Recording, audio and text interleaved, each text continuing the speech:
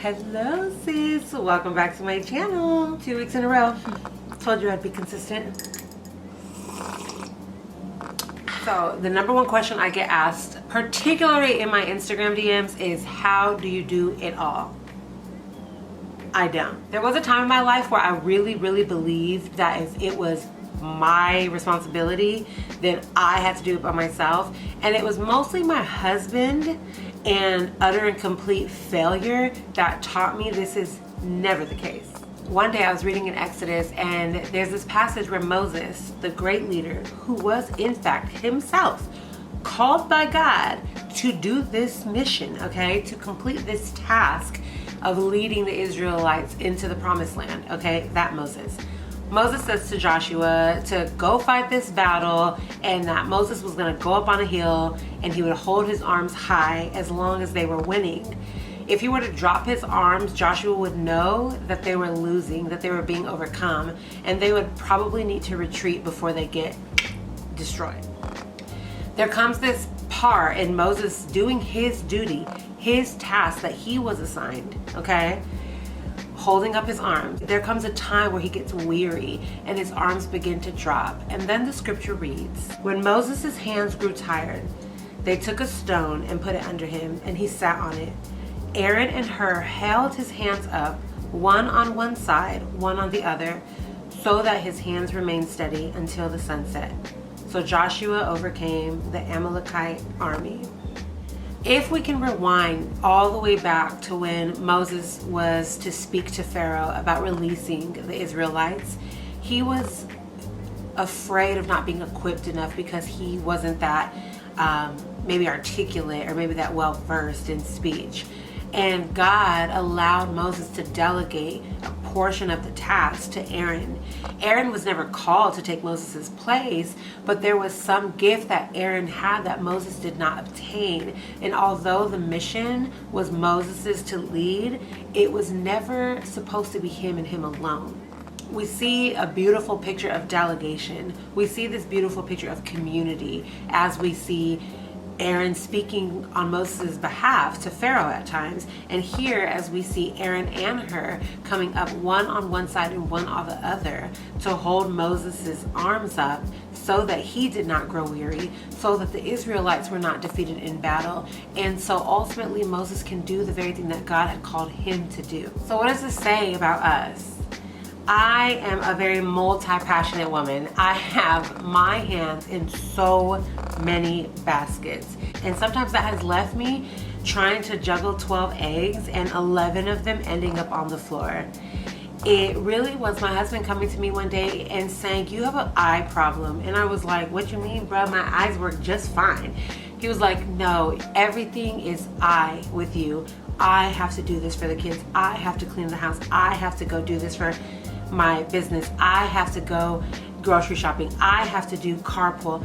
Everything is I. And he was like, where does that leave room for me? I've been granted permission to ask for help and to delegate. It doesn't mean that you're asking someone to do what you're supposed to do, but what it is asking someone or hiring someone to come alongside you so that you can ultimately do what you're supposed to do. There are certain ways that we can access help in our own environments and in our own communities and with whatever resources we have. And here's some tips that I have for you, sis. My first tip is going to be build a community.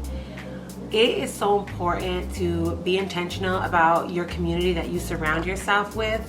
It is a beautiful friendship and community when you know that you have something to offer and also see people who are willing to offer you something as well. I can serve in a lot of ways that require hospitality, and I'm really good at meeting needs in those ways.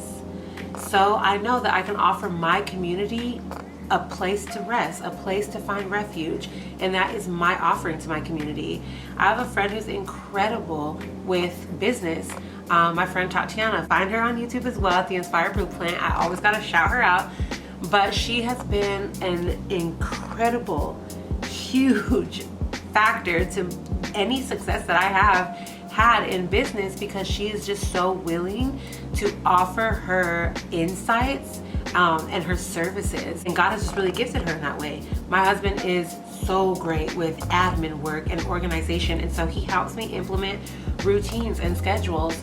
And so finding a community, if you may lack the financial resources to hire help, is huge. Your local church, your mother, your auntie, your grandmother, your daddy, your cousin, your brother, your neighbors, whoever you can tap into to build yourself a village, then you will no longer have to carry everything on your own. You can start to delegate tasks or just simply ask for help. My next tip would be, if you have the resources, the financial resources available to you, hire help.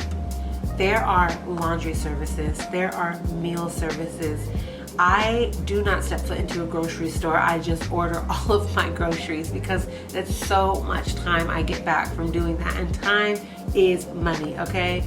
There are cleaning services, there are graphic designers you can pay online, there are virtual assistants, there is so many resources. If you have the financial means to hire help, exit out of this video and go sign up and hire some help, okay? You deserve the help. If you don't have financial resources, what I have done in the past is an exchange of services. Hey sis, I know you are an incredible artist and I need a graphic. Can I offer you a free photo shoot in exchange for a free graphic? I have exchanged services from my styling business to my photography business to so many different things.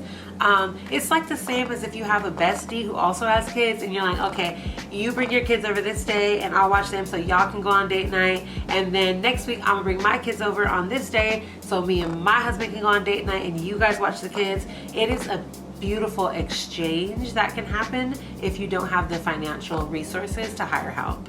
And my final tip, which is in my opinion the most important, is to actually believe that you deserve help. There's this verse in Ecclesiastes. It says, "Two are better than one, for when one has fallen, the other can lift her up," okay?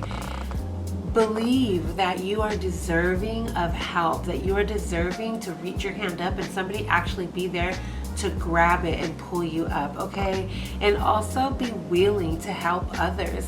There's always gonna be a season where you have abundance and you're able to give time, energy, resources, whatever that may be, prayer, phone calls, whatever that may be that you're able to give.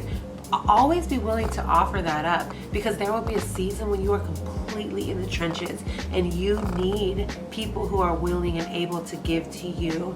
And it is just this beautiful exchange. But first and foremost, you have to believe that you are worthy of the help and that you deserve that. I really do believe that God has made us to be communal, that He has made us all to be in relationship. And from experience, I know we are better together. So if this was helpful for you, please let me know in the comments. And go find someone, sis. Go find a bestie. Go find some help. Go hire someone. Go ask someone for help. And be that for somebody else when you have the opportunity. Thank you for watching. I hope you find encouragement in this video. Don't forget to like, comment, subscribe, and hit that notification bell so we can keep this going. I love this so much and I'm so excited to chat with you guys next time. Bye.